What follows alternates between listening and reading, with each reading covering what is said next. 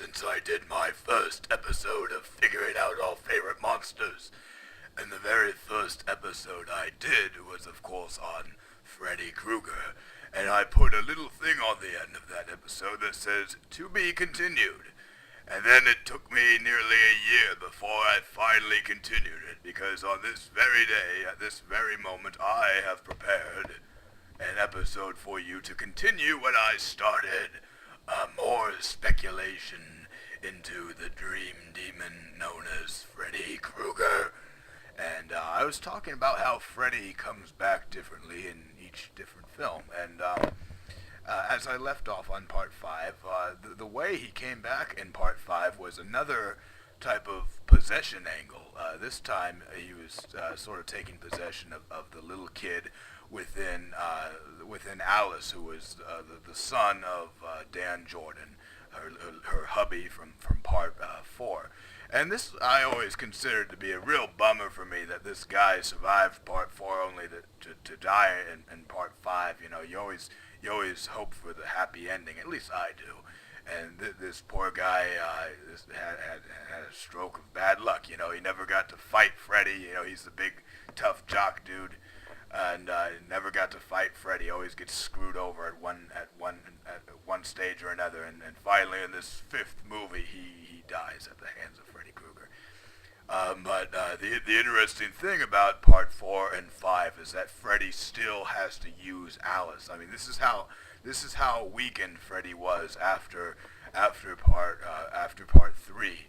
He's still using Alice to get to the kids on Elm Street. And in this situation, he's using a part of Alice, because this child is growing inside of her. His mind is linked to hers, and she's feeding him things. So Freddy's a little bit in there, and he's able he's able to weasel his way in there. Now as Freddy grows less powerful, you'll notice his kills begin to diminish. In Freddy vs. Jason, this was sort of my big complaint. He only gets to kill one person in Freddy vs. Jason, because his powers are so low. And Lisa Wilcox's character of Alice, her character is so powerful, and Freddy is so weak that he's going through her for the entire duration of Part 4 and 5. This little kid is sort of being prepped. He's in preparation, kind of, for Freddy to exit the dream world. Once Freddy starts feeling weak and stuff, he starts kind of plotting a way out. And this little kid was going to probably be his way out, similar to Chucky with the Ode, Dua, Dembala stuff. Give me the power, I beg of you. This kid was Freddy's ticket out of the dream world, and he was building up some kind of supreme being, in my opinion, that he could enter into the flesh with and become immensely powerful. Now, of course, as you might well know, Part 6, Freddy's Dead, takes place years after Part 5. It takes place in the future. So we don't quite exactly know what happens, what became of the Alice character and her little son. The one thing I speculate about, because of what Freddy was trying to create in Part 5. Now here's a spoiler for you here. Part 5 ends with Freddy being subdued by his nun mother, but he's still reaching his claw out there, and he's screaming and breaking doors down and almost getting out. So one thing you wonder is, did she really put the lid on him in a satisfactory way? Was he really defeated at the end of Part 5? Because I don't really think he was, and I think the hint there is that he kind of had he still had room to fight. And if Alice had her kid, and her kid was still around, very well might have been, that son of Freddy that everyone has been wondering about. There was an alternate ending at the end of Freddy versus Jason, where Jason Ritter's hand morphed into a Freddy glove, and then they had to nix that because people started thinking that it would be a son of Freddy, and the filmmakers didn't want to dedicate themselves to having to make a whole new project. But wouldn't that be interesting if the kid that comes from Alice actually grew up to have some kind of Freddy in him, and that somehow this might have been the thing that he took over the town with. This is some of the things you might even. But I'm getting way out there with this. The Alice storyline was never followed up, and we don't hear anything about her or her kid after part 5. But it's just something to keep on your mind here. It's food for thought, because somehow he did take over Springwood, and he was very, very powerful in Freddy's Dead. Now, one thing we see in the Nightmare on Elm Street films when Freddy is becoming real powerful is we see a merger of dimensions. We see we see like people wearing his sweater and like showing up after the dreams. We see characters who are dreaming even when they're awake in a way, and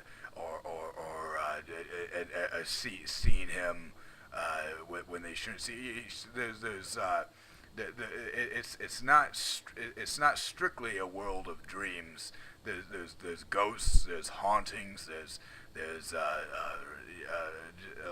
there's possessions, there's resting places, and a lot of intricate things that go into the Freddy world. A lot of things to play with in your mind whenever you're thinking up what he is, and how to fight him and destroy him, and this and that. Now, I'm sure that some people move away from Springwood. In fact, the best way to get away from Freddy is to just leave Springwood, and this is finally revealed in part 6. This is one of the reasons why I really enjoy Freddy's Dead, because it reveals that he is in fact trapped in Springwood, and a lot of his victims are not aware of this. They always think that it's mentioned in Freddy versus Jason, and it's mentioned in part 5, that how do you escape someone who gets at you in your dreams?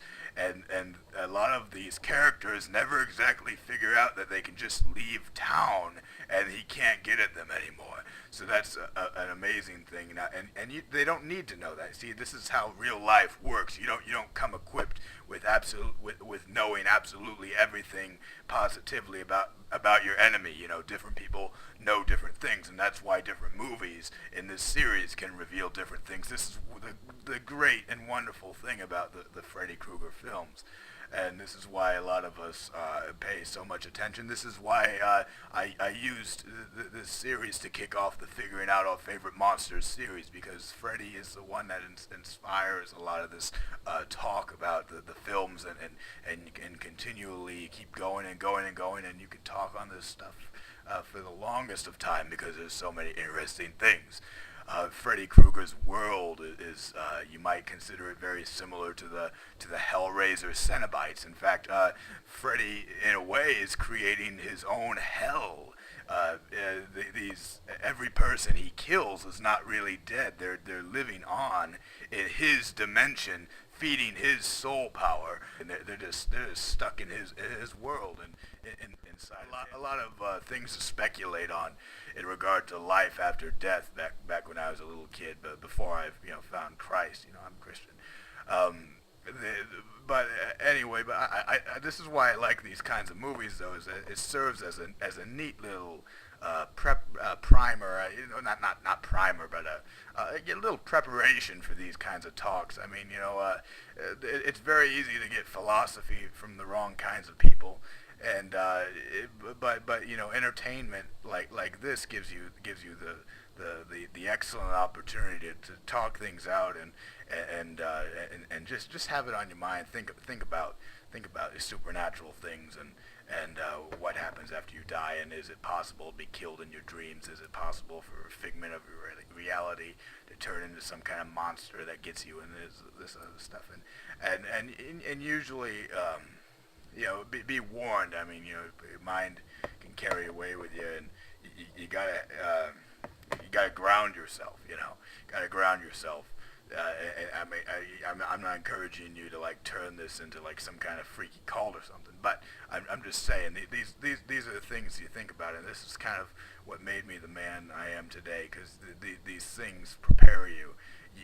You start thinking about it, and having it on your mind is really good. It's much better than just living with something that doesn't make you think.